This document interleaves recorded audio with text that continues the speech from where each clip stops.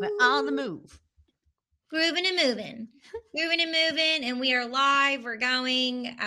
Okay, cool. Yeah, thank you for joining us. I'm live on Facebook, YouTube, all that jam. So I have a special guest today, a casting director. I love having casting directors on. And not only is Brette Goldstein a casting director, she's also a coach, which is great. I've worked with so many coaches my whole entire life for acting, growing up as a cross-country runner. I've always had coaches. It's so important. I studied with this one coach who is Will Smith's coach and Jennifer Lopez's coach, and the A-list celebrities, like no matter what, like you always need a coach. Like you're never in a situation where it's like, okay, I got it. Like I don't need a coach. It's always great practice to always have a coach. So Brette Goldstein's a coach. We're going to get into it today. Thank you, Brette, for joining me. How are you? Thank you for having me, Katie. I mean, it's a Friday afternoon in Palm Springs, Like Yeah. I'm good. Yeah. Yeah. And you are a lovely treat after a long but awesome week. So thank you. Thank you for having me. Yeah, of course. My pleasure. Definitely an amazing week so far. Life's so good when we're living our best lives as creatives. I mean, obviously there's up, down, and in between, but we always get to go to the play and to the gratitude and the appreciation. So I honor you and I'm grateful for you as well. Thank you. Thank you. Yeah. So it's going to be like in the show notes, but just real quick for everyone who's seeing the live here. Brette has cast over 50 films, over 300 commercials. She's, been involved with plays, and she just cast the new TV series that's on right now, The Jinx. So let's just dive in. When did you start casting? 1996, I think, or 7. I think it was 1997, and I started in theater in DC. Ugh, lucky me. I did a bunch of small theater, and then I was the production manager at Washington Shakespeare Company, but this evolved into 9 seasons as the resident casting director of the Folger. So I did a lot of Shakespeare when I was there, a lot of new play development. I was so lucky to have that experience. And in the 90s, we had really cool stuff happening, like Nikki Silver workshopping new plays and developing them at Woolly Mammoth. I mean, it was an incredible time to be in theater in DC. Wow, that's amazing. I haven't been to DC, but I'm a poet. So when I was a kid, I got this Shakespeare. It's like black with gold. I call it. It looks like a Bible, but it was all of Shakespeare's plays, and to me, it was like a Bible. It was just like, I know. So we could just go on about poetry all day, but that's a good heart-centered way to get involved in the entertainment industry. Did you know you were gonna be in entertainment forever when you started as a casting director, or like when you got started initially? Yeah, I knew. I mean, I think I discovered, first of all, in college, it's like we really kind of didn't have much of an internet situation, right? I'm 50 now. So I did know this, especially if you think about Hollywood or even New York at that time. And I was like really overweight. I had like really big hair. There was like a part of me that was like, look, you feel like this this middle-aged New York Jewish lady. You're probably not going to work until you're like in your 40s. Maybe acting isn't the thing. And it stressed me out, like memorization and things like that. But I loved being with actors. Like, you're my people. You're my people. Yay. So I knew, and like, and even now when I do a lot of corporate coaching, I love every minute of it. But there's a difference, right? There's a difference in energy, and I love doing that, but I keep coming back to my people too.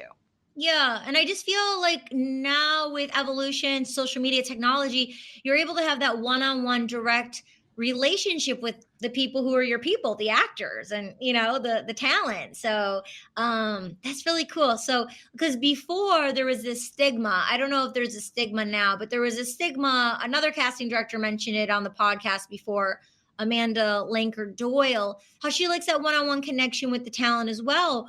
But there was this stigma in Hollywood where like the agents didn't want like the talent or the casting directors connecting with the agents because they thought they were going to bypass the agents. So have you always been really close with the actors, and how was that development for you then, and how is it now with being able to connect with actors? Like, do they come to you? Do they find you now through social media? How is it for you?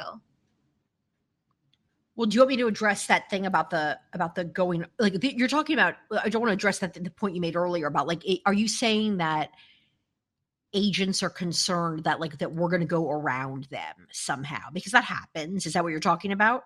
I don't know about it, but I mean, that's your side. I had no clue until, it was brought up. So, do you know what I'm talking about? Like that barrier? Because I know there's barriers in Hollywood or protocol, these invisible rules. But have you experienced that? Because you said the actors are your people. But did you ever feel like you couldn't connect with actors how you are now, or was it never like that for you?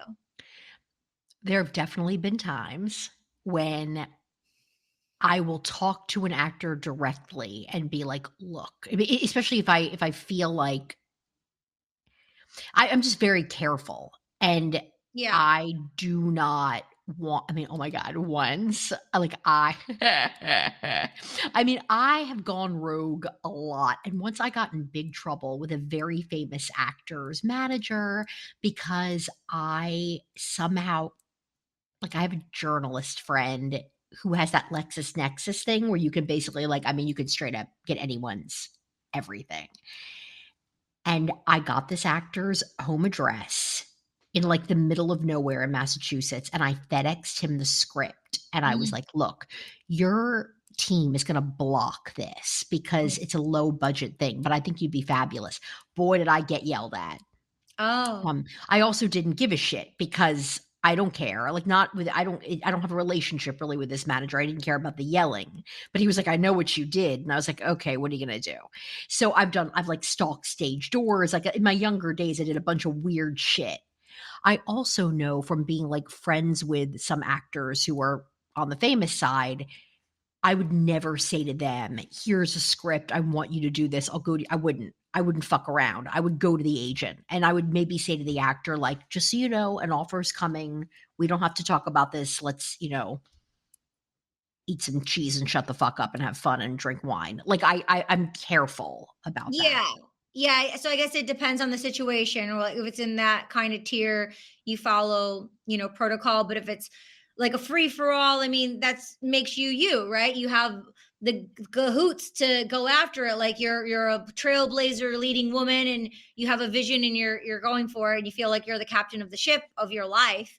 And yeah, I mean, a while ago someone said to me, it just came up when you were sharing, but um like ask for forgiveness, not permission. Yeah. Yeah, and now I think that I used to do that, like, really go rogue and be like, "I'm gonna get this script to so and so." Like, I did that way more when I was younger, but now I'm at a place where it's like, I'm only gonna do something that's kinda crazy if I believe so strongly that this is perfect, and that just hasn't come around in a really long time. So, I'm very now I do way less casting than I used to, and I think part of it is just the, like, one of the things that's really hard to do, and I'm sure you've heard this a million times, is the whole thing of there's no financing in place, so we need name attachments. Okay? Except all those agents are going, show me the money and then we can talk. And it's like this round and round and round, and I'm like, I'm just tired of it. What I love doing is connecting with actors, and that's why I've pivoted more into coaching. That's what I'm better at anyway. You like telling people what to do. No, I'm N kidding. I do. I love directing, so I'm like, "Get over there." I love telling people what to do, Like the rubber band, you're stretching them out, right? You're showing them different multiple things, because life is, you could go make different choices. So, yeah, interesting. So I want to circle back around. Your motto, your slogan is your superpower is showing other people theirs. It's really what I love doing is, and I call it, like, special sauce. I love, okay, so to me, this is what special sauce is. It's kind of like an it factor thing, but it's a combination of all of like the deeply rooted in like our bodies, like the on an archetypal level. Oh, we get this, we get it. So it's not that foreign to us, but then it's sprinkled with all of these unique traits and strengths and talents and energetic qualities and ways of being and doing in the world that are uniquely you. So it's and kind of like that's like a film, right? That does well in the market. It's like or a TV series. We get it, and also it's something new. And I think that people are the same way. So what I love doing most in the coaching work and even just in life is telling something what it is about them that shines and then bringing that through in the work as opposed to them going, this is the character over here and there is one right way to do it and I have to be it. And I think that really factors in when it's a biopic. But if it's not, I want to see the character through your eyes. Oh, I love that. That's great. So that it's a Thanks. discovery, it's a journey and a discovery. To yourself. Yeah. It's bringing you back to you. And what I've discovered, Katie, over time is people are like, but I'm boring and I'm not enough. And I kind of just like, no, that's why Oh, or also, and I get it because like I'm 50, the idea of I got into this business as an actor to not do to not be me, to be somebody else. So what are you doing to me? Because I want to act, I want to be a character. Sometimes, but other times I want to see again, I want to see you are in the driver's seat and the character is the passenger. That works for most things now because the acting style is so naturalistic and so understated in so many yeah. things. So people have to believe that they're enough. Yeah, I have a lot of actors, entrepreneurs, and even voiceover actors. And I feel like what you're saying applies to voiceover too, because a lot of times in video games, I love animation. That's my favorite because I just have a cartoon character voice and I love putting on voices and you can go high and low like a bipolar person real quick. So, it's great. But in certain things like video games, they just really want to hear the authentic you without putting something on it. And then it could just, for me, it's like, oh, it can just feel so boring because you feel like you're not doing anything, Right. but to someone else, you're brand new. Yeah. So, Right. yeah. Yeah. So we're going all over the place here. So you are the casting director on the new TV series, docu-series on the Jinx. So let's talk about how is that process for you? Did they find you? Did you pitch yourself for the job? Like how is that from when you wake up or when you have this gut thing that happens? Like what's number one that happens? Right. So the Jinx isn't new. This is just season 2. Did you Right. watch season 1? I haven't yet, but it's new to me because I just saw a bunch of ads on the YouTube TV. Ah, okay. The Jinx is pretty fabulous also because for better or worse, and I love this. It came out in 2015 and it really started the true crime. It's that genre existed, but it made it what it is today. It was the Jinx. And the Jinx also was a fabulous I didn't cast season 1. It was a fabulous experience because for me, it brought me back to like that must see TV, like everyone talking about a thing. I think Game of Thrones was like that. Succession was like that, but so was the Jinx. And then for those of you that have seen it, and I'm not going to blow it, the final episode of season 1 is mind blowing. And also this docu-series, it changed his fate. Yeah, I'm not going to I'm not going to spoil it, but oh my God. And then when they came, all right, so I remember, oh my God, I'm so embarrassed. So I got this email and Katie, I don't even remember what it said, but it was from the producers and they were like, so and so recommended you to cast season 2. And I just remember being like, I don't really remember who this person is. And I felt so bad, but I was like, okay, cool. I love season 1. I flipped out because I was so excited. But then I think, or was it at that point though, I was also like, I get it, but also what are we doing here? Because we know the ending of this. And they were like, oh, honey, just you wait. So it was fascinating because I cast a show but didn't know what they were going to do with it. They wouldn't tell me anything. Smart. I don't think it's because I have a big mouth, which I kind of do, but we had no idea what it was going to be about. They were like, these are real people you're casting. You just need to do it, but we're not telling you anything. And it's so wild because through, the pandemic and the casting directors really speaking up during the strike and us really coming together as a union, the story you're telling right now, I feel like you're an actor. It's like, okay, you're booked. They found you. You're showing up to set. We're not telling you anything. Just show up and do your job. And it's like, you don't get to know, like, the lines you read that you booked, they're just mock. They're not real storylines here. Sign an NDA. Don't talk about anything. You know what I mean? It's like you're giving a story just like as an actor. Like, yeah, wow. Thank you for sharing that. How cool. Congratulations. And I love the part where you said, they found you through a referral. And it's like networking is so important, and sowing seeds. And I would love to hear from you, your perspective on sowing seeds and networking, because you've been around over 25 years in the industry. So, like, how is it like sowing seeds? Do you still know people from 25 years ago, 20 years from now, 15 years ago? Or do you kind of just like sow a seed and they're in your garden, you do your own thing, and then you go to them or they go to you and you just pick up where you're left off? Like, how does that work for someone who is short-sighted or who doesn't understand short-term, medium-term, long-term goals? Like, gives them some strategy for a career. You're talking about how to build relationships over time in the industry and the importance of that. Jesus Christ. Okay, look,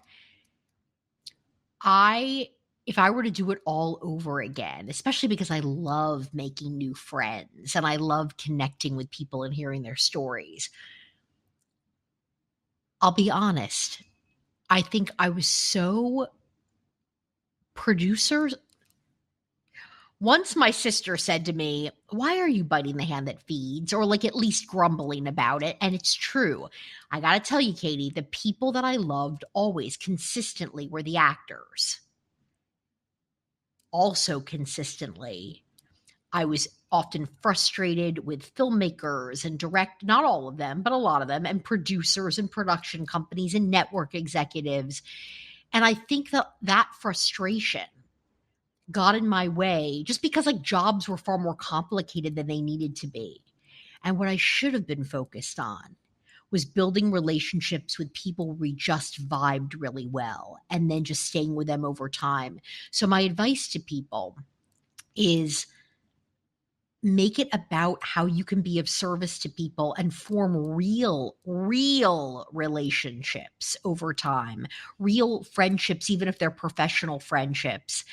And it's not about what can you do for me. It's like, who are you? I'm interested in you. I'm curious about you because I respect you. I love your work. I feel like I can be in the worlds you create. And just having a friendship that feels real over time. And I think it's so important. But what if it's not reciprocated? What if you feel that and then the other side isn't reciprocated? Oh, well then you don't have to be like, if you try to connect with somebody and they're like, fine. It's like dating, right?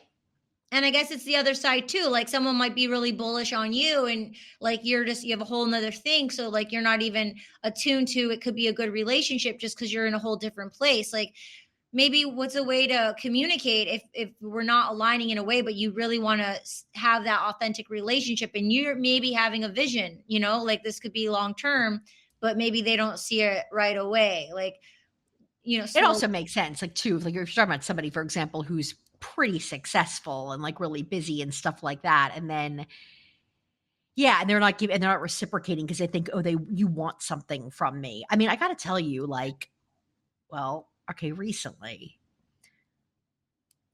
there was a showrunner. Yeah. Basically recently I met a showrunner at a dinner and we were around each other at an event for a weekend. And I got along so well with everyone else. I happened to be reading something that he wrote, and I was so like, "Oh my God, you're amazing!" And I learned so much, and I was cavelling over him, and he was just kind of like cold. And I thought to myself, sorry, a little bit fuck you, because I'm cool. Also, I never finished the book. Also, I felt like, right, of course, he's a You didn't showrunner. finish the book because of how he was, or you didn't finish. Yeah, I was annoyed. I was basically like, "Oh, no, I get it. I'm a casting director. I'm middle management, and you think that I want something from you." That was the energy, and I was like, "Okay, you know what? Don't need this. Don't need it. I don't care about working for him." I literally was just like, "You're cool. I love your work. That's it."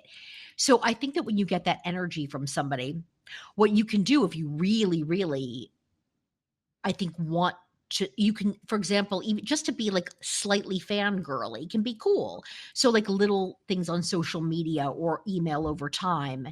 And then telling them how your career has advanced. But yeah, no, if someone is just a dick, then they're a dick. And like you don't, it's fine. And if like, yes, if it's like I will work for you one day, stick it out and just do little things that don't feel stalkerish. In this case with this guy, it's like, no, I'm not interested in a job. I'm liking the people at this table. We're not connecting clearly because he has a wall up. Okay. I'm not for everyone and not everyone's not for me, I guess. I know that. No, I love that. I love that. And then also I know that because I'm very happy go lucky and very forthright with certain things. So if I see something, I'm like, oh my God, your shirt's amazing. Or like, oh my God, your eyes are so beautiful. Like I really mean that. But you might mean it and I might mean it. And those are the authentic people who are just they just are. And but so many people aren't. And so it gets misinterpreted. But it's like we're not the art of dance, the art of communication, but it's better just to authentically show up. But it's like if they have a preconceived notion, because we can't like guess of how to approach someone if they're going to be a certain way or not. If that's how they are, it's like, I'm not your bad day. You know what I mean? Like, I am not your bad day. And long term, you probably don't want to work with someone like that anyway, who thinks they're like too cool for school, or if they're in a different situation. Like it just says a lot about their character, I found Yeah. over time. The more I ask the question and the more I listen to like your response, the more it becomes clear. But the thing is, there's like, mental well-being is huge, right? Where it's epidemic, like we're going through a crisis. There's not enough therapists, and people are really struggling and hurting. And a lot of it's like these invisible patterns and like the communication and the energy. So I loved how you were saying earlier about building authentic relationships with a vibe. So like if a casting director one, and it's like how do you do that when you're in a room for 5 minutes? Now we're not even in a room for 5 minutes. Like it's on like the Zoom or the YouTube, or they're watching the self tape. You're watching the self tape, and so how can you have that, authentic connection? It's like just come in, do your work, and leave. But yeah, I mean, same thing with like So I don't know how it is with casting when everything's on the video, but with coaching, it's like, okay, yeah, we meet, we coach. I have a coach that I have for acting. She's so compassionate and gets me and understands and holds space. So it's like that's going to be different for everyone. Like maybe you're going to have space. Yeah, I mean, we can't have space for everyone. I mean, unless you're like a God coach, but like it's a dance. So you probably have like repeat clients, and then you get referral clients, and it's what you put yourself out there in a way, and then people. How is it for you when you're coaching now? Do you Is that how it is? Everything that I just mentioned of how you meet new people and gain new clients and repeat clients? I got to tell you. Okay, so remember, I'm used to being in the room, right? And many, many years in the room, but even in the room, I mean, Katie, like, what are we talking about? Like, if you're lucky, let's say, like, somebody is in the bathroom or like late, and then maybe you get 15 minutes with an actor. But let's face it, you're usually getting 10 minutes or less, right?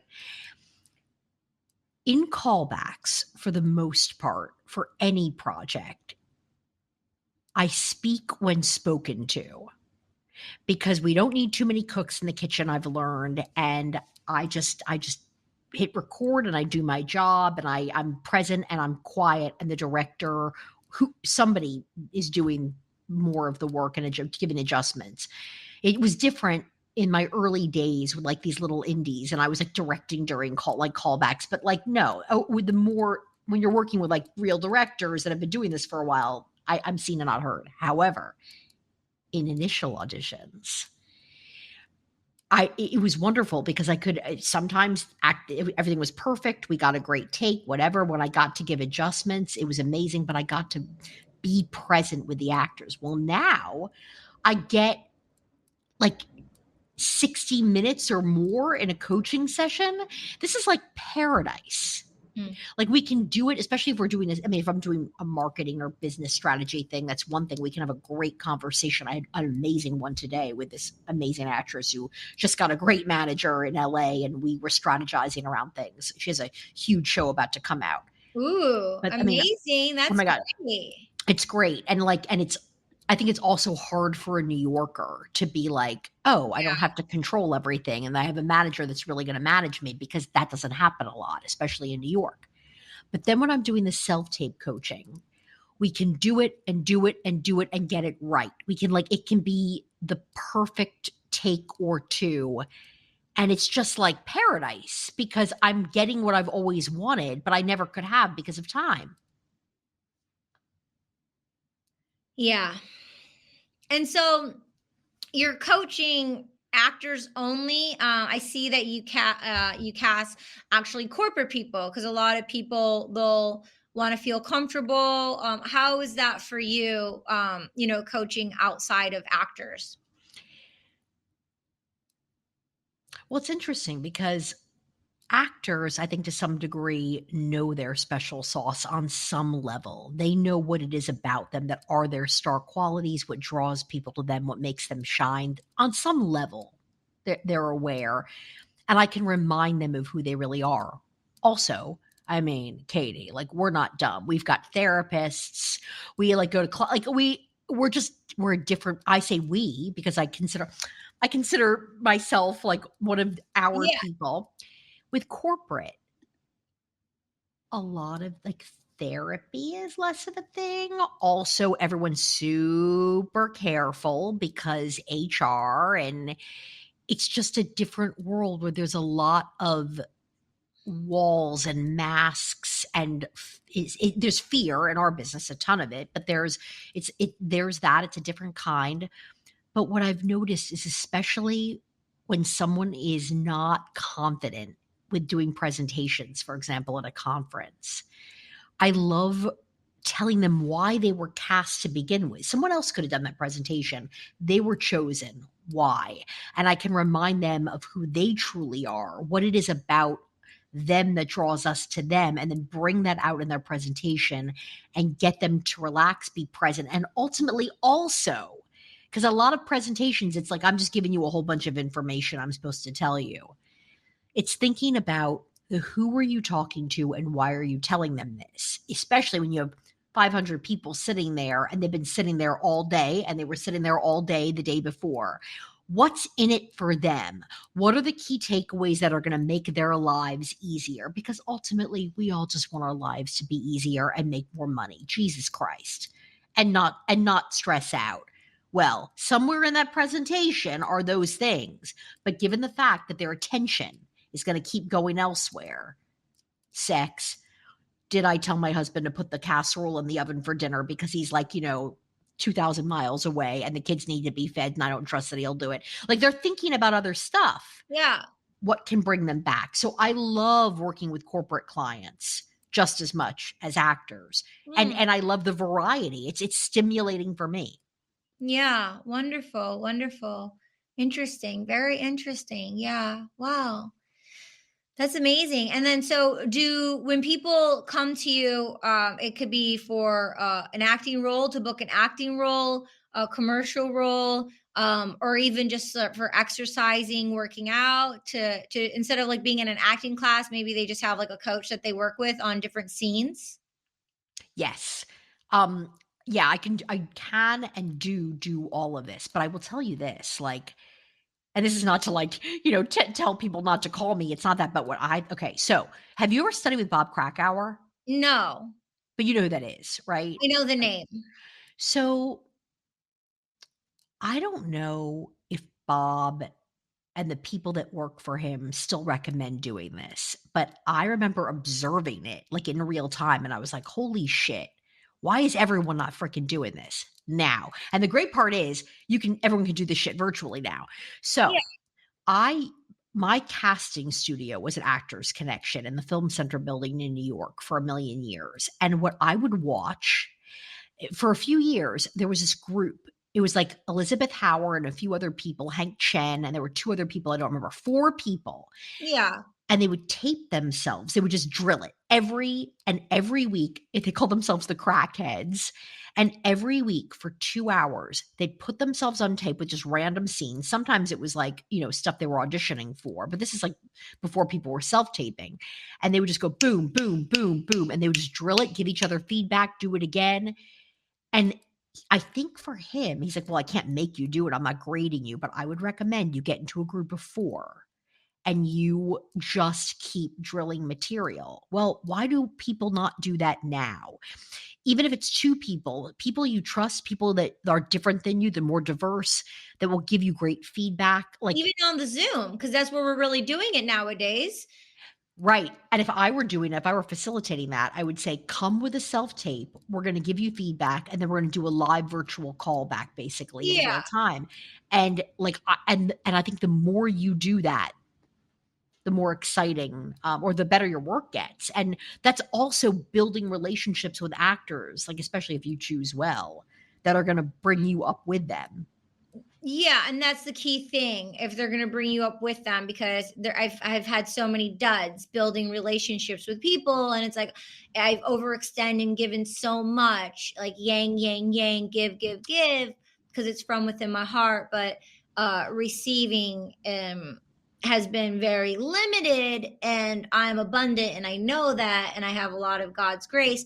However, then I had to self reflect like me. It's like if I'm so yang yang, maybe I'm making it difficult to be able to receive and maybe not aware of that there's a block. And because some people have troubles receiving things, you know what I mean? Even if they want it. But so there's that balance. But through coaching and through getting in the groups and being around good people, they can say that in a gentle way. And so things are revealed, so we can learn and grow. Can I ask you something Sure. personal? Hopefully, it's not too personal. Yeah. Like, okay, so what you're saying is, I just wanna make sure I understand you because this is fascinating, and I think this applies to so many people, but I have a thought about you. So what you're saying is you would get involved in things like that, like you were collaborating with people and you were thinking, "This is like, we're gonna come up together," like, right? Is that what you were thinking? All the Like time. like the John Malkovich, Gary Sinise, or like Gene Garofalo, Ben Stiller, like all like I'm create, but you were the giver and you were the doer? Yeah. Shit. And the other people were like, "Cool, cool, cool. So you make it happen." But ultimately they didn't have the chops or the hustle. You were the hustler? They See, expected me to do it.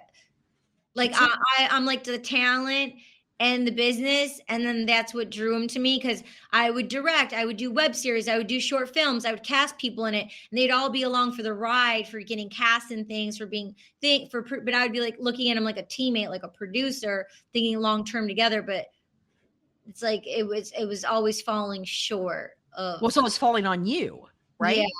Well, me feeling alone a lot, like independent all by myself, like not having a team player to do things with. Yeah. So it's Girls, females, and males. And I've tried a lot, you know, especially in LA. That's where I mostly did it. And that's why traveled outside of LA just to explore new things. That's why I actually took some time off screen in 2012. I thought I needed to spiritually grow more and go on this journey to like make me a better actor, just to make me more compassionate as a human being. And then a decade later, I didn't know I was going to be gone for so long. I've been doing voiceovers. I still been acting off screen, but on screen, I took some time off. I didn't know it was going to be 10 years. I didn't know it was going to be a decade, but I'm back on the map now, which is great. But it takes that, first thing to get back on the map. And I'm back on the map now. But this time around, I'm not trying to do things as team players with people. It's so exhausting. And like, I'm not 15 anymore, you know? So it's like, I'm just trusting my team to be those people as my team players now, having an agent, having a manager, you know, having, you know, coaches, people who really believe in me. So I'm that person that I wanted to be with other people, you know? So I'm just, I guess like, you can the way I look at it is like, and what I had to do is I had to sit down during the pandemic, and it was like, okay, the train goes out, the train goes out, the station, but it's not coming back in. So that's why, you know, season 5 of my podcast, I'm like, okay, what am I going to do? And that's when, like, I, you know, reached out for you to come on the show. I'm like, okay, it's going to be reciprocated. It's like I'm putting things out, but I'm going to feel it's reciprocated coming back in. So how can I align my show? Like, I have neuroscientists on and doctors on and multi-billionaires on. Okay, great. And they're like one-offs. That I don't want to do one-offs. I want to sow seeds and I want to like grow with people and have like healthy relationships. I grew up as a cross-country runner, so short-term, medium-term, long-term goals, like strategizing, coaching. But what I do as an individual affects the whole, like a team sport. You get an individual sport and a team sport. So it's like moving. When I pivoted through my podcast, I'm like, you know, I want to have people on, like directors, producers, financiers, like casting directors. So then it's like, it's exciting for me because I'm learning and growing, but then my listener tuning in, it's exciting for them as well. But then like I have this like in-depth conversation because that's what means everything to me, instead of just being superficial, you know, like really getting to the crux of like, for you, Brett, like what is it for you? Like, how do we hold space and honor space for you so you can be the best version, and you're being the ripple effect by tuning into the listener, but I'm the vessel. So I mean, I'm doing it selfishly with self-love because I receive it, you know. And if I'm receiving it, then it means there's other people in Iowa or in small towns in Ohio, one person listening, and I was that girl, you know what I mean? And so it's like, I remember to hold that space because I was once there, and I said I would always be the person, the producer, to hold hands and create. I remember when I'm going on here, but I remember when I was little, I'm like, if a famous person just found me and like made me like their thing, like how like Usher did, how that manager did for Justin Bieber, if there was more of those, I think it'd be more balanced in life, of like, you know, excitingness for the kids, for the youth, you know, to normalize fame. So there wouldn't be such a rise of fame and the unhealthy habits, and then the people who feel unseen and heard and who commit suicide because of social media and all the external stimulants that they're seeing. I mean, lastly, that's why I love podcasting. That's why I love audiobooks. Like, education should be free, and these kind of tools, it's all about where you're tuning to. Where are you attuning to? You have to make sure the train's going out, but then it's also coming back in, you know. So, and yeah. So this is what I think, and tell me what you think about this. It's interesting because you're bi-coastal, right? And it's funny what you said to me before we started this recording about how a lot of people in California saw you as more of a New Yorker, Yeah. right? That happened. I don't see you as much. I think it's because I'm so New York. One of the things that I love about you and that I'm so drawn to is actually it's very California. It's the part of you that doesn't have any shame or mishigas around talking about what is spiritual. Hmm. It's your leadership and your, to me as a New Yorker, your strength and bravery in that world. You also talk about holding space, right? Katie, I see you as a creative, joyful, abundant talent that is supposed to live up here and hold space here. And that there's other people that are going to do this. And I think that in a way, and sorry if I'm overstepping here, the fact that you are like an athlete Yeah. and the fact that you can do shit, like you're a woman that can be impatient and make shit happen. But it's almost like it's hard to do two things at once because then you end up doing all the things and burning out. And my dream for you is that you get to just resonate in that beautiful, ethereal, creative space. And that people that are going to like get in there and do the work are drawn to you, but you're above and you're holding space for them and holding space for a group. Because to do both doesn't feel right. to me. It's too many things. And so if you get involved in too much train going out, you burn out, and maybe your body hurts too from that, right? I don't know. What do you think? You're on par with everything. It makes me think of something I'm going to share with in a minute with you, but I love this. So it's like, like you said, like your superpower is seeing like people's higher lights to bring it out in them. And what you're saying like makes sense. And what you said is exactly what I want to do. I am a light energy being. Like I have Mhm. in-depth conversations, but I'm like this ethereal being here. And it's so Right. difficult because I'm making the choice to go down here. Right, and it's the And going I down that can keeps you stay out of here. the up. Yeah, and so I am gonna say it now. So wow, you're gonna love her. Do you know Caroline Myss, MYSS? Yeah, yeah, yeah, yeah, yeah. Mystic Intuitive from Chicago. So she talks about like being in the penthouse with the caviar and the view of Central Park and like, having butlers waiting on you. And then the same building, the bottom floor, you hear the trash, you hear the sirens, you see the rats, it's smelly. Same building, but are you up here or down here? It's all about perspective. But she says something like the boat too, like 1 foot in, 1 foot out. And it's like, I didn't realize until what you just said I'm doing just that. I'm here and I'm supposed to stay here and I need to measure. And as a coach, you're saying, and I'm very aware because I catch on quick, I need to be mindful of when I'm coming down, not to, and ask myself, why am I doing it? For who? Who are these people? And to remove them immediately from my psychology and my physical environment because they are the ones I'm allowing to bring me down here and I am supposed to stay here. Oh god. And I know that's my power and I feel all that and I can hear it in my Oh, soul. to bring spirit and creativity and light, Katie, that's what you do, and you do it from an upper level. The minute if you start I mean, you're younger than I am, but the more you live down here and you're like, "Fuck it, nobody can do what I can do, and everyone is slow, and fuck it, I'll just do it myself," your body's gonna start to break down, and I feel protective of you. Yeah. Yeah. Yeah, I like that. That's No, good. you live up here and you can hold space for people. You I gotta tell you, Yeah, I don't Katie, have to even go down with other people.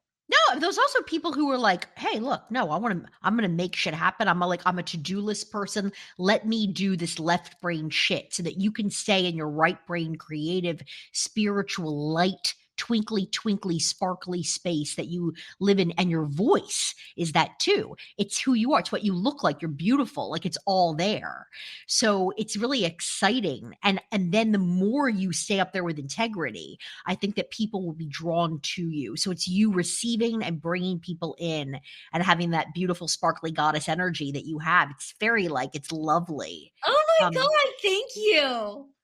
yeah, you're welcome. It's cool. But the fact that you can also speak like real truth and industry speak, like you're Ye not like, like you're not like, oh, I'm out there in left field and flaky. Am I like you get what the industry is? But I think that you can like what you did with me like you and I were like, blah, blah, blah, blah, blah, and we were dealing with technical issues. And you 2 times were like, we're just going to breathe. yeah. We're just going to breathe. Your intuition is very, very good. I want you to stay up here. Yeah, me too. I feel it. I feel it. Yeah. 1000. I love that. Thank you. I really feel that. Like I feel it in my brain actually. Oh yeah. And It like I feels want like like your some pressure off of my brain. I feel like there's some pressure off of my brain now. thank God. I really feel that. And it's also about surrounding myself with people like you who People that protect you. Yeah, too. that's what you just said because I know it, but then people are vultures and you go out there and like if you don't have a protective nest, and that protective nest can be your parents, that protective nest can be like a partner, but that protective nest could also be holding you back. And then if you don't have a protective nest, then you're like a Marilyn Monroe exposed to like alcohol and prescription pills and men who want to sleep with you who are married, men who want to sleep with you that have girlfriends, just men who want to sleep with you, like everyone. And you're just like so Yeah, available, but they just want to use you up and suck you and take all of your energy. And that's right. everyone who meets me Not to make this all about me, but everyone who meets me, they're always like, your energy, your energy, your energy, or oh, I can't wait to see your energy again. I miss your energy, or like your energy. Like it's all I hear all the time. And so I know it. But then it's like it gets confusing. But when you have someone who's like a good person who reminds you of your light, and you know, because you have like the faith and you go through your journey, but you go through your journey and every moment changes, every season changes, and we're around different people. So, when you come across what you just said, it's just really impeccable and important to honor those relationships and those kind of people that were, I like that, protecting. I like that. I just see like this circle of people that are like that get you and that are also that are strong and say let's let her be, so that there's space up there for you to like get your downloads from above about like the next step creatively, or what you can make, or like what you can bring to this world, like that, and how you can be of service, because you so are. Like I just want you like encircled with people, not just parents, like people in the industry that are like, keep doing this, and like we've got you, and yeah, don't go down to that basement. Fuck that. There's a lot of people, and it's not about like people being dicks. It's about like who's gonna do all of the work so that you're not being drained, and like having that team around you so that you can stay up here. It's exciting. I like it. You're bringing like industry knowledge with the spiritual together, and I think and I think you also get like what's saleable and commercial and all those things. I think you get it. Couple things. I think that's why now I'm doing the live, because I'm ready to step into that power and be seen, where before I was hiding. But it's just encouraging, like my voice does matter, and we all hear like your voice matters. But the way I tell stories, and like, my new therapist, you were mentioning therapist, my new therapist, she's like, girl, you're so interesting. And it's like, like, oh, your stories. And it's like to share those stories. But the other thing I was thinking is, at the beginning, and I say why I do what I do and have the podcast, I hold space for people. And you mentioned like holding space, how I mentioned that, before we started. Maybe I hold so much space for people because I want people to hold space for me. Oh, yeah. And you Right? deserve that. You deserve that. Right. Right. Yeah. And you just said it, like people who can hold space for you so you can do what you got to do, what you want to do, what your gift is to do. And it's like, oh, and it makes sense that it really comes. I mean, this has been a coaching session. I can't believe we're recording this live. This is a real coaching session over here. I mean, I see it. It's like I have this, and I'm not a very visual person, but I see this image, right? Of like you're kind of like floating here. This is so funny. Like I would never, I feel like I don't know. I've changed since I moved to California, but there's like you're kind of here, right? Almost like an angel. And then there's all these people who are kind of like floating a little bit down, and we're just all just standing there. We're like, do your thing, girl. We love you. Do your fucking thing. And then you are able here to bring people into that space in the circle. There's other people that you choose. You do the casting, and then you can create together and collaborate. But you're holding space for the people inside, and you love us, but we're like right here, right on the outside, just being like, this is the protection. And that way all the shit from the outside, like especially some LA bullshit, right? I love LA, but fuck, you know what I'm talking about. All that stuff, just like, nope, we'll just keep it out. We'll just keep it out. It kind of like it leans over a little bit, but then it's like, nope, go away. And you can have that focus and that space to do what you find interesting and joyful. Yeah, I like that. More leadership ability, more just going within and sticking to your instincts and do what you want to do. Because, like, for example, what you're saying for me is like, I spent so much time in LA, and my synapses fire and wire when I'm there. Like it might be exciting, but after like 2 days, I'm like, oh, this is dull, because I know what I know that I know that I already know. And it's like, I already did this for over a decade, and there's just so much of God's grace in the beautiful world to see. But I don't think I could ever live in LA again because of what you just said, because I would also sincerely be attached to all those things, like prior to me too. Like I left like right before then. I'm so sensitive to energy, and I felt like all that stuff happening, and I left, and then all that stuff happened. It's like, that was always grimy in the air. Like it was always like there, but like going somewhere like Palm Springs or Ojai or like even like, I don't know, Manhattan Beach or something, like still being in Cali, but not in the LA muck, of the whole thing. That could be a possibility, and that could be something to think about. Everything doesn't have to be so extreme in black and white. Like there's layers to this, right? Yeah. Yeah. I mean, God, Katie, isn't it interesting? Because I'm like you in this way of like feeling the energy of a city or a town or like what, and even if you're in your house, even if you're sitting by a pool or whatever, you feel like what's in the air. Yeah. Um, yeah, like during the strike, even in Palm Springs, even in my condo by myself or whatever, I felt the heavy. I felt it. And so it's so important that like we protect our own energy there so that we can do what we do best and have the strength and energy and buoyancy, I feel like is the word to do it. Cause yeah, when you're not in the right, and I like what you've done. If you're cool with me saying this, like hopefully you move around a bit so that you don't get, I think, and it's good for the industry. Like it's good to know that you're like legit bi-coastal or whatever, but you know how to find that balance even by moving around with your physical body. I love that. Since you brought it up, it's so important because I find when you're in one, like when you go somewhere, you're like, wow, Paris, or you go somewhere, you're like, wow, like you're so excited. But if you stay, that it's like the honeymoon phase ends, and then you're around someone, you're like, that's kind of annoying. And then you start nitpicking, and then you get into the grains of like other things that you don't mean, and you lose the appreciation of again, God's grace, or you lose the appreciation of the person that you love so much or you enjoy being around. So it's like she's all over the place. It's like, yeah, but it's like topical. Like I get to enjoy people, like the cherry on top and the icing, and I get to like have some of the cake. And it's like I get to enjoy this thing, and we have in-depth conversations. They're meaningful when we're connected.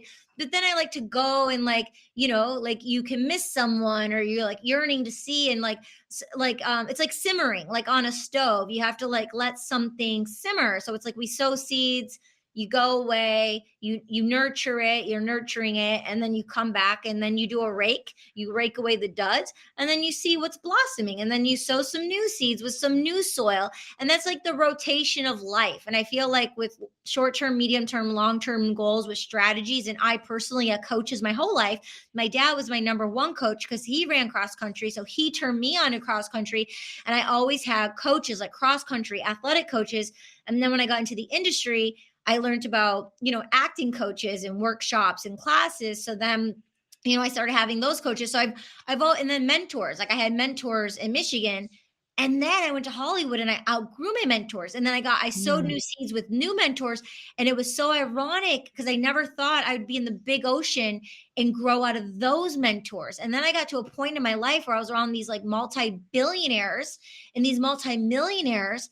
And it's like, I grew out of those coaches. And it's like, who do you go to when you're dream and you're a little girl and you think money is a blanket for success? And then you realize the juxtaposition, how money doesn't equate to value and integrous ways of being as a human. And then, you start having different values on people and a reflection of oneself. So what kind of mentors am I seeking? And I'm like, on the prowl for mentors. And like, I have this one right now.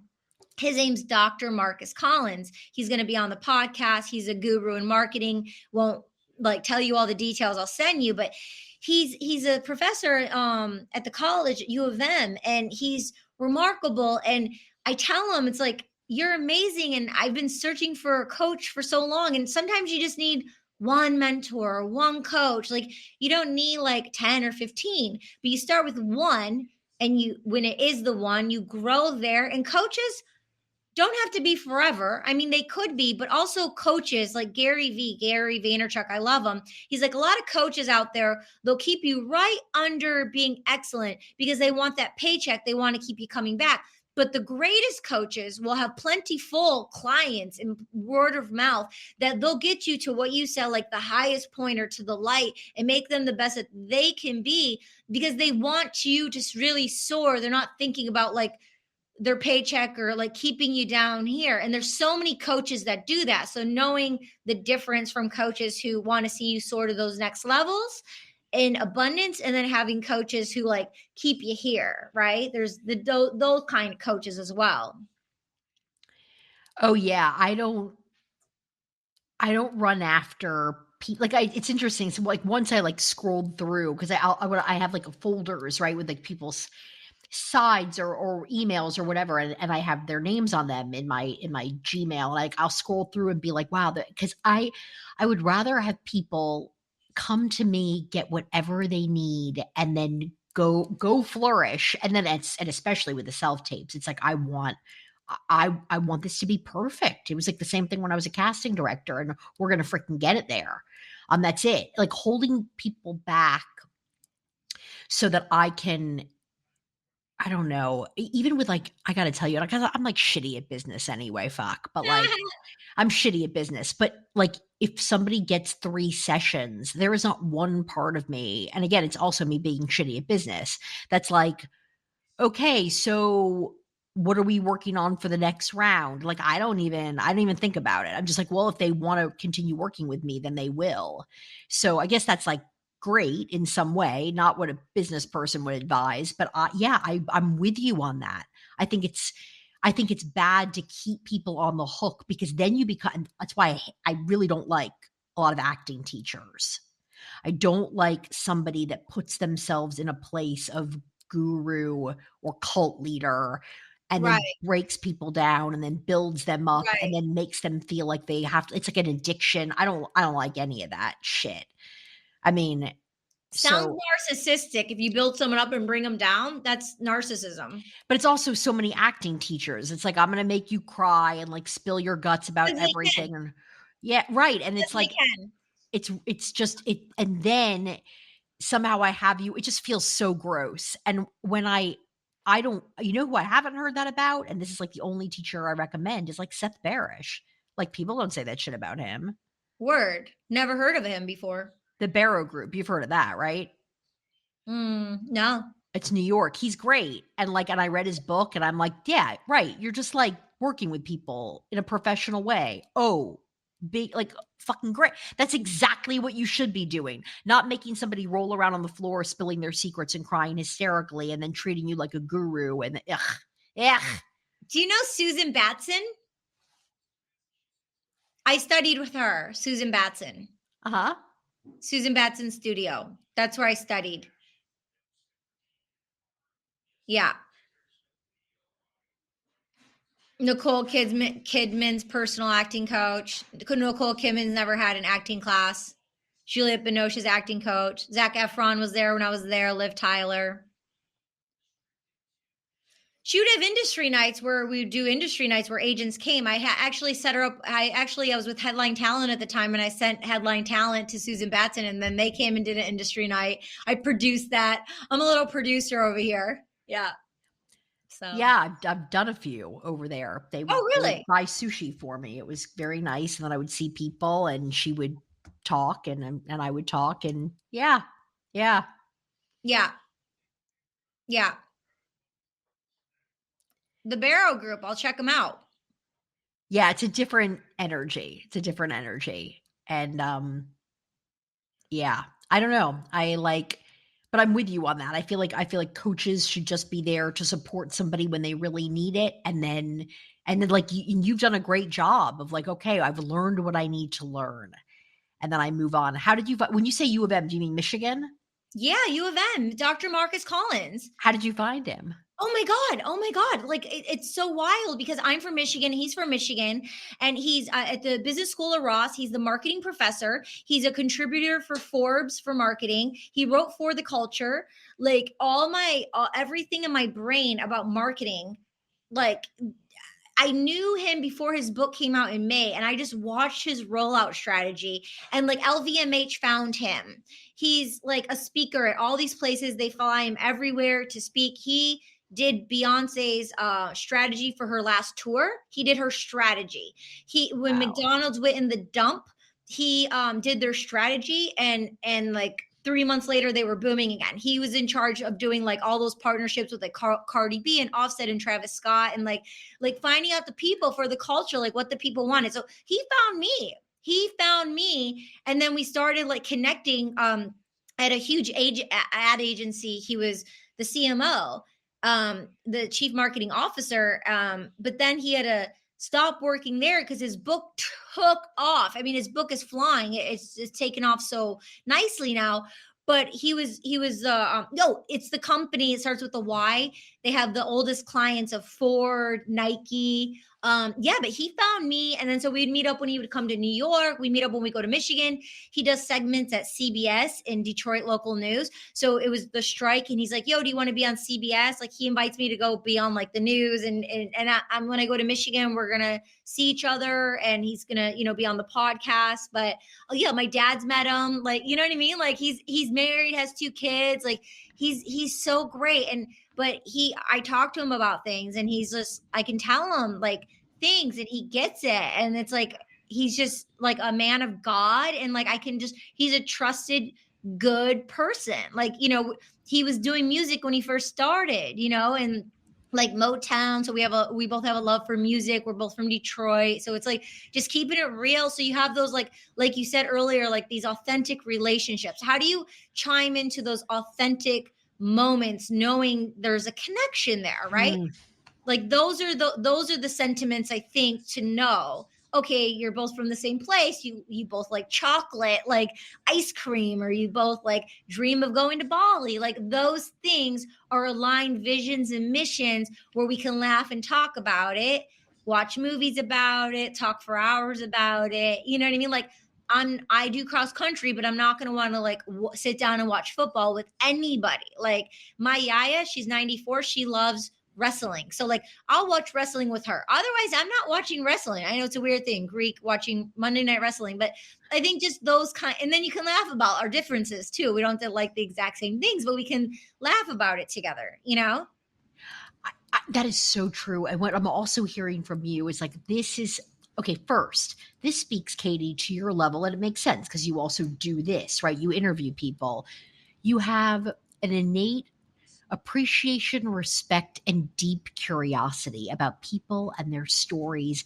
And yes, you're clocking and collaborating with their shared interests and things that both light you up, and also things that you have in common, even culturally, like the Detroit thing.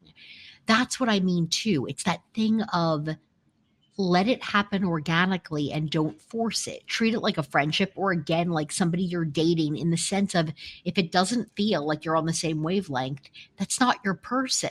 And it's okay. You wouldn't think about that if it was just friends at a party. You wouldn't give a shit. You'd be like, oh, cool, they're cool, but whatever. Like I'm moving on. But with the industry, there gets this like, yeah, and like you want something so bad. And it's like, just stay open, because the way you describe your connection with him, Dr. Collins, right? Dr. Marcus Collins, yeah. Marcus Collins. It is like, that's the thing where you can learn from him, but you can both relax, and that you're absolutely curious about him.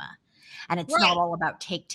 Like he's giving, like you're receiving a lot just from hearing him talk. And I'm sure he's even getting a lot even from telling you stories, and then giving you advice based on his life experience, which sounds amazing. I'm very excited for you. Oh, thank you. And I'll send you his book if you like to read, or you can listen to the audio. You let me know, but the audio is free on Libby. But if you want his book, I'll send it to you as a gift. I'll probably just have him sign one for you. But when I see him, I can make that happen. But yeah, it's a great book.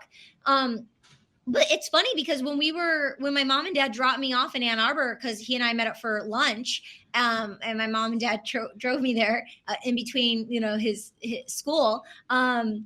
He's just like, who are you? Like, I just want to know your whole story. Like, I'm so fascinated by you. Like, how does a girl from Michigan do everything that you've done, and you do voiceovers? Like, how did that happen? You know what I mean? Because like he was working at the ad agencies where they cast the voiceover. It's like a unique. Right. Like, how do you get into voice? Like, who are you? So like what you just said is like the curiosity and exciting for me to have a trusted source of a mentor. It's 2 ways where he's really interested in me, invested in like getting to know, like, who are you? Like, how did you design your life? So it has to be a 2-way street, like the train going out and coming back. It can't be one way, and feeling spiritually deprived. we need to spiritually fulfill our own cups as well. He sounds like he's part of that circle, right? That part of those people that are just doing this, and they're there with you, and you can talk to them when you want to hear from them, but they're like standing here, just like there's just a presence protecting you. He's in that circle, and that's great. You're built. I mean, you might have already built it, but it sounds like you're in the process of like we're all just here. It's great. That's really exciting. That's really cool. Yeah, and I think that's the authenticity in health and in God's grace of knowing, like, know thyself, right? Know thyself, and being authentic in that way. So I think to develop those kind of relationships that we yearn for, we need to really, like, test certain waters or go for what we want, and don't be. There's this quote I had this. He's amazing, Dr. John Janquish. He's a scientist. He's written papers that NASA's published, like when he was on the podcast.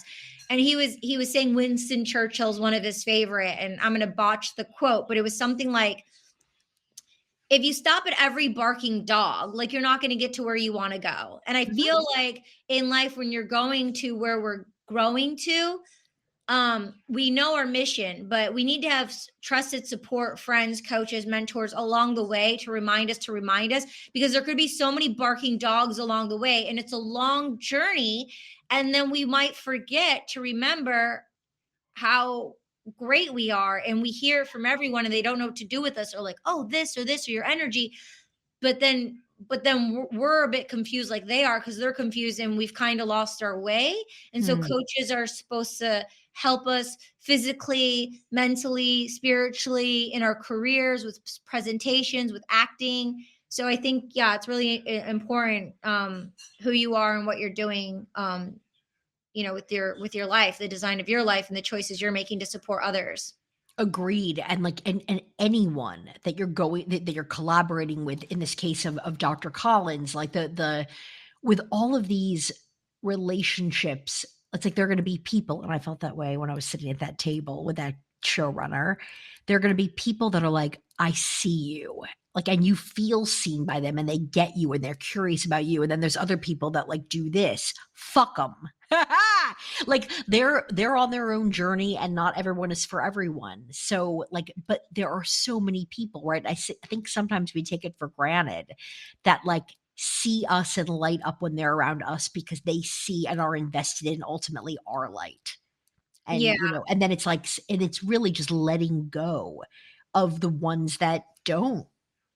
Yeah, they got and their own stuff to work out. I love the ethic card you say, but also when you're saying the ethic card, it's also, when you're saying the ethic card, you're saying thank you, because then you're getting out of my way so I can align with the people who are supposed to be connected with me. You know, I mean, that's like Tony Robbins slider quote, basically. Did you see Guru on Netflix?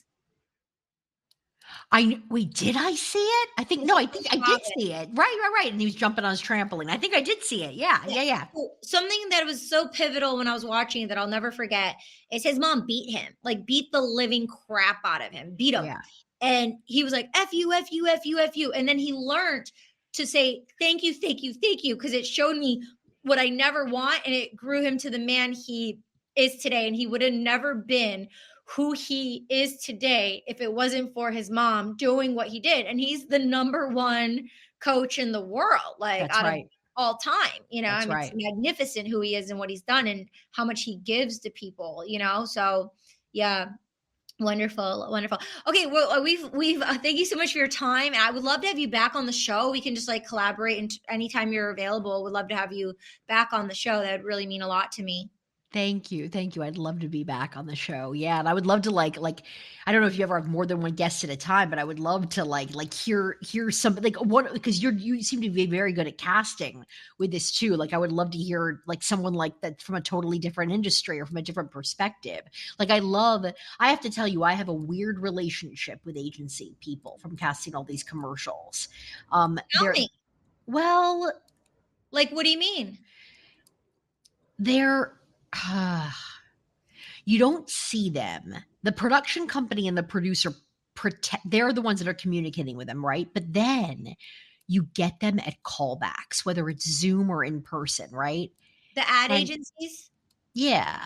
And, like, sometimes it's okay, but sometimes it's like, "Oh my god, are you kidding me right now?" And so, I mean, also, I've seen some agency people do some crazy messed up stuff in callbacks or say terrible things. That's why they keep them hidden because they don't know what they're doing. Well, but they don't keep them hidden in casting sessions, like, they're like, Oh, "Oh, I get a day, I'm gonna do this. This'll be cool." And then, I mean, it's different. Things have changed over time, people are better, but sometimes the energy is just weird, it's just off, and to know that, like, you found this person who comes from that world, but he's actually awesome, wait till you and read the book. I mean, he tells so many stories. And I guess I don't mean to say they don't know what they're doing. Maybe they don't know how to communicate with the actors. That's what I mean. oh, So they keep for looking for sure. actors because they don't know how to communicate with us. However, I've been on set and there's been they're on set and they're always kept away from us. They're always on these like black sofas. They're always on set. I've been cast in numerous of commercials where I'm standing there trying on so many outfits and there's 15 voices saying, and I'm there for 4 or 5 hours because they can't decide what I'm gonna wear. And it's like Right. there's too many cooks in the kitchen. You know what I mean? Yes, and everyone is justifying their paycheck. So it's funny, that's interesting, Katie. You see it from a totally different perspective because they're around. Like, you know what I'm talking about. Yeah, I'm But talent, like, but I'm also a producer, so I look at things full circle. Like I observe the whole. I zoom out and observe everything, not judging, but I just observe everything that's going on, and I'm sensitive to energy, so I can pick it up. yep, yep. And I don't know. Like, for me, I'm so protective of the actors that I'm like, I feel like I'm right here. I'm like ready to pounce. Like, please don't say anything. Please be cool. Please don't hurt anybody's feelings, and like, I can't control that because ultimately, like, I'm down here and they're up here. And yeah, so I have, it's been, it's been it's been a weird, I don't know. It's like I couldn't even watch Mad Men. I was like, I don't even wanna see it. I don't know. There's like a little bit of PTSD. So it really helps me, like, hearing you tell stories about Marcus Collins because it's like, I know there's great people in there. I haven't met enough of them and I wanna meet more. Yeah, he's great. Yeah. Do you like audio or do you like books? Book. I have like 14 books and I'm like, I'm a very avid reader. So I Well, like, not now, but off screen. Send me your address, and I'm gonna have him sign a book for you. thank you. I'm gonna Thank send it you. to you. Be like, I'm one of the good guys. Trust me. Yeah, yeah, that's Yeah. great. Yeah, yeah, yeah, yeah, yeah, yeah. I'm so excited for him to be on this season, and when it goes live, I'll your episode is gonna go live around the same month as him actually. So but I'll send you his episode too, so you can hear what he has to say. Thank No, you. I'm gonna send you his social media so you can like follow him and see everything he talks about. He's next level. You're gonna love him. That's awesome. Yeah, and just leave a comment, be like, Chinaka sent me here, and then he'll probably follow you back. That's He just texted awesome. me before I jumped on with you, and I told him I was coming on with you. Oh, cool. That's great. He sounds great. Yeah. And you're great. You're great. Thank you.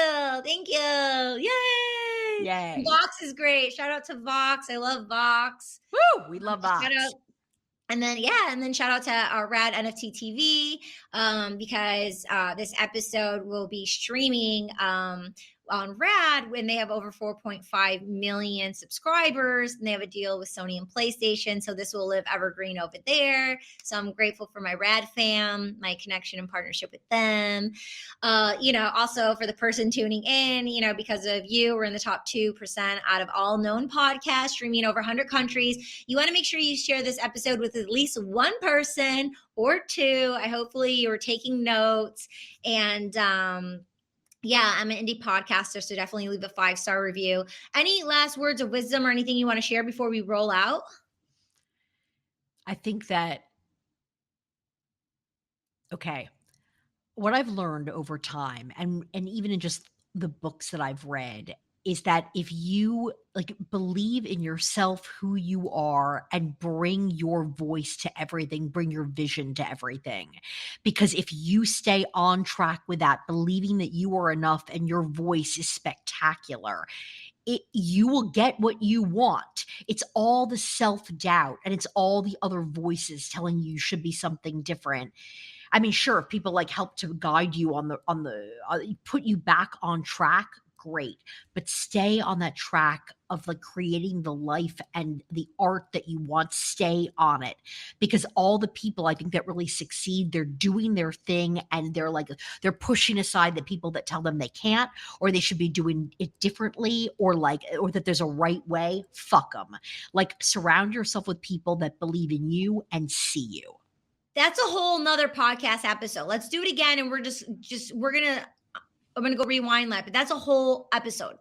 We can tell so many stories about that. That's so important because it comes up all the time, and ever since I was a kid, it comes up, and like I'm wondering, does it ever stop? But no, it's like it never stops. People are always nitpicking. Like it's always there. It's a part of it. So we're gonna have a whole conversation on that. I'm inviting you if you would like to have that conversation. That would be wonderful. I'd love to. Thank you. Yeah, wonderful. Great. Well, thank you so much for joining me, Brette Goldstein. She's amazing. Everything will be in the show notes below. Make sure you give her a follow, stay connected, and we'll see you next time. Thank you. Thank you. Yay.